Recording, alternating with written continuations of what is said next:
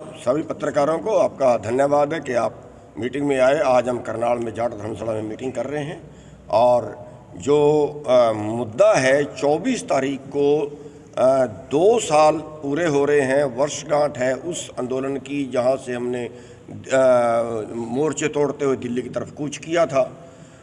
और 24 तारीख को सर छोटू राम जयंती भी है, तो वहाँ पे इकट्ठे हो रहे हैं और वहाँ पे पहले रेलवे ट्रैक जाम करने का फैसला किया था, क्योंककि अभी तक जो रेलवे के मुकदमे हैं वो वापस नहीं हुए थे, जिनमें 12 मुकदमे हरियाणा के थे, बाकी पूरे देश के थे। टोटल जो सामने बात आई है वो 163 मुकदमे सारे थे और उनको अभी तक उनकी प्रक्रिया कोई शुरू नहीं की गई थी वापस लेने की। तो हमारे रेलवे रोकने के ऐलान के बाद सेंटर और स्टेट सरकार हरकत में आई और वो सारे केस वापस करने का ऐलान उन्होंने कर दिया। ये एक किसान आंदोलन की, किसान यूनियन चढ़ुन्नी की एक बड़ी जीत है और उसके लिए सब पत्रकार भाइयों का भी धन्यवाद है जिन लोगों ने उसमें सहयोग किया। कई अफसरों ने भी उसमें अच्छा सहयोग किया, उन सब का धन्यवाद है। अब दूसरा मैटर जो हमारे सामने आया, जो बिल्कुल नई बात हमारे सामने निकल के आई, जब सरकार ने फैसला किया तब हरियाणा सरकार ने और केंद्र सरकार ने भी के सारे केस वापस लेने का वायदा किया था, लेकिन अब उसमें धोखा ये कर लिया कि वो वापस लेने की बजाय उनको अनट्रेस दिखा रहे हैं। अनट्रेस केस का मतलब होता है कि उसको कभी भी दोबारा से खोला जा सकता है, इसका मतलब नंगी तलवार हमारे सिर पे लटकी रहेगी। और दूसरा, बहुत से केस नामजद हैं, भाई एक केस में 20 आदमियों का नाम लिख दिया, उसको अनट्रेस दिखा ही नहीं सकते, वो केस कोर्ट ने वापस नहीं किए। और मैं तो ये कहता हूँ कि उन अधिकारियों के ऊपर कार्रवाई होनी चाहिए जिन्होंने नाम भी लिख दिए और अनट्रेस भी दिखा दिए। दो काम कैसे हो सकते हैं? तो ये हमारे साथ एक बहुत बड़ा धोखा हो गया और उस धोखे की एवज में हम जो है 24 तारीख को अब रेलवे ट्रैक नहीं जीटी रोड जाम करेंगे। 294 मुकदमे आंदोलन के दौरान दर्ज हुए थे, 32 मुकदमे आंदोलन के पहले थे। उन जो पहले थे उनमें से कोई छेड़छाड़ अभी तक नहीं की गई, वो वैसे की वैसे पेंडिंग, वादा उनका भी किया था।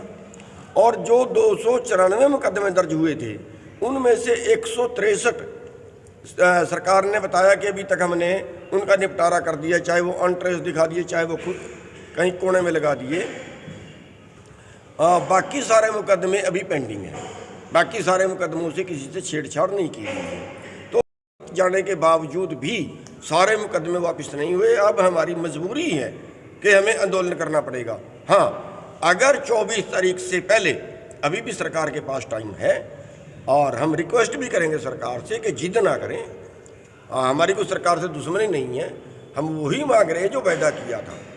अगर सरकार 24 के पहले सारे केस वापस ले लेती है तो फिर हम रोड जाम नहीं करेंगे, फिर खाली हम ज्ञापन देंगे।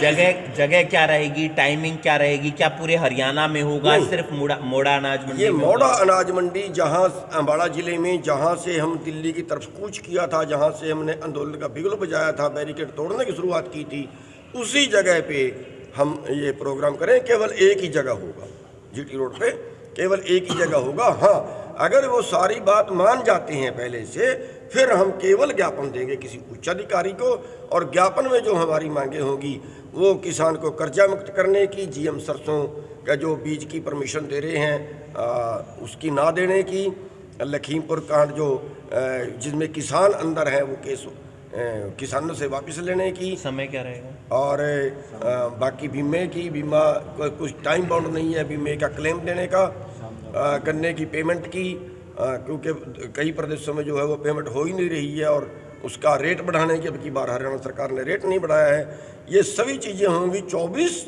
नवंबर को 10 बजे का टाइम है वहाँ इकट्ठे होने का, और उसके बाद वहाँ अपनी सभा करने के बाद जो है वो रोड जाम। हरियाणा में किसान ग्रुप भी आप में शामिल होंगे? नहीं, ये केवल हमारा संगठन करेगा, और अगर कोई शामिल होना चाहता है तो उसका स्वागत है। सर, एक संयुक्त किसान मोर्चा की बैठक है 8 दिसंबर को, आपकी कोई बातचीत हुई है?